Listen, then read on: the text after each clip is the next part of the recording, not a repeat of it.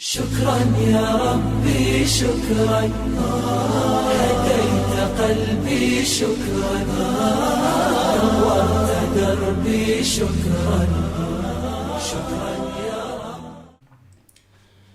نحمده ونصلي على رسوله الكريم اما بعد فاعوذ بالله من الشيطان الرجيم بسم الله الرحمن الرحيم اذا نصحوا لله ورسوله صدق الله العلي العظيم وقال النبي صلی اللہ علیہ وسلم الدین النصیحہ او کما قال علیہ الصلاۃ والسلام.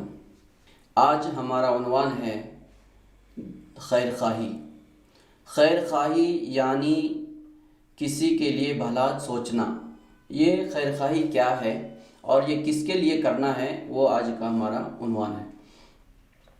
حضرت تمیم داری رضی اللہ تعالیٰ عنہ ایک مشہور صحابی ہیں. ان کی روایت ہے کہ رسول اللہ صلی اللہ علیہ وسلم نے ارشاد فرمایا الدین النصیحہ، دین خیر خواہی کا نام ہے. تو صحابہ کرام نے پوچھا لمن یا رسول اللہ، یہ خیر خواہی کس کے لیے کرنا ہے؟ تو آپ صلی اللہ علیہ وسلم نے فرمایا للہ، سب سے پہلے اللہ کے لیے، اس کے بعد لکتابہ، اللہ کی کتاب کے لیے، اس کے بعد لرسولہ، اللہ کے رسول کے لیے، اس کے بعد لائمۃ المسلمین، مسلم ائمہ کے لیے، اس کے بعد لعامتہم، عام مسلمانوں کے لیے. سب سے پہلے ہم کو یہ سمجھنا ہے کہ نصیحت ہے کیا. نصیحت کا معنی آتا ہے کسی کے لیے مخلص ہو کر اس کے فائدے اور نقصان کو سوچ کر اس کے فائدے کے لیے کام کرنا، اس کو ہم بولتے ہیں نصیحہ. اسی کے بارے میں اللہ تبارک تعالیٰ نے قرآن شریف کے اندر کہا ہے کہ اللہ تبارک تعالیٰ ان لوگوں کو عذاب سے اور مصیبت سے بچائے گا اذا نصحوا للہ ولرسولہ، اگر وہ اللہ اور اس کے رسول کے لیے خیر خواہ بن جائے، اچھی سوچ رکھنے والا بن جائے، مخلص ہو کر کے کام کرنے والا بن جائے، تو اللہ تبارک تعالیٰ ان کو مصیبت سے نجات دے دے گا.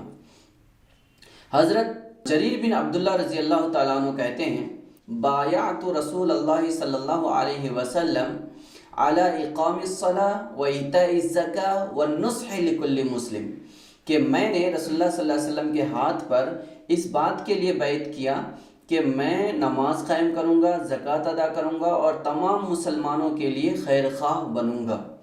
یہ خیر خواہی ہم کو اللہ کے لیے بھی کرنا ہے، اللہ کی کتاب کے لیے بھی کرنا ہے، رسول کے لیے بھی کرنا ہے، اور عام مسلمانوں کے لیے بھی اور ائمہ مسلمین کے لیے بھی. اللہ کے لیے ایک خیر خواہی کا مطلب کیا ہے؟ اللہ کے لیے خیر خواہی کا مطلب ہے اللہ تبارک تعالیٰ نے جو کہا ہے اس کو ہو بہو صحیح ماننا اور اس کے اوپر ایمان رکھنا اور اس کے مطابق زندگی گزارنا. اللہ کی کتاب کے لیے خیر خواہی کا مطلب ہے اس کی تلاوت کرنا، اس کے اندر جو محکم ہے اس کے اوپر عمل کرنا، اس جیسا کلام کسی اور کو نہیں سمجھنا، اور جو متشابہ ہے اس کے حق ہونے پر یقین رکھنا. اور اللہ کے رسول کے لیے خیر خواہی کا مطلب ہے اللہ کے رسول صلی اللہ علیہ وسلم نے جو پیغام ہم کو لا کر دیا ہے اس کو برحق ماننا، تصدیق کرنا، اس کے اوامر پر عمل کرنا اور نواہی سے رک جانا، اور رسول صلی اللہ علیہ وسلم کی جو شریعت ہے اس کو پھیلانا. اس کے اوپر اگر کوئی آبجیکشن لاتا ہے تو اس کے خلاف کام کرنا. رسول اللہ صلی اللہ علیہ وسلم کے ساتھ کوئی اتہام بازی کرتا ہے تو اس کو روکنا، اس سے منع کرنا. ائمۃ المسلمین سے مراد خلفاء ہے، لیکن وہ لوگ بھی ائمۃ المسلمین کے دائرے کے اندر آتے ہیں جو لوگ مسلمانوں کے معاملات کو حق کے اوپر قائم رہ کر کے حل کرتے ہیں. وہ اولی الامر جیسا ہے ویسے ائمۃ المسلمین ہیں. تو ائمۃ المسلمین سے یہاں مراد اس وقت وہ ذمہ دار علماء کرام اور وہ ذمہ دار لیڈران ہیں جو حق پر رہتے ہوئے امت مسلمہ کے مسائل کو حل کرتے ہیں. اگر حق کے علاوہ کوئی مسلم مسائل کو حل کر رہے ہیں تو وہ اس کے اندر شامل نہیں ہے.